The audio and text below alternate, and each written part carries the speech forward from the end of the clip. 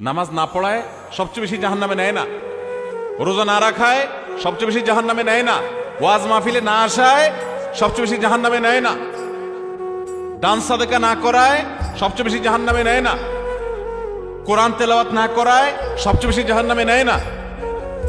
তাহলে কিসের সবচেয়ে বেশি জাহান্নামে নেয় মানুষকে? সুইলা রাসূলুল্লাহ সাল্লাল্লাহু আলাইহি সাল্লাম আন আকসারি মা ইউদখিলুন নাস আন-নার, মানুষকে সবচেয়ে বেশি জাহান্নামে নেয় কোন জিনিসে জিজ্ঞাসা করা হয়েছে।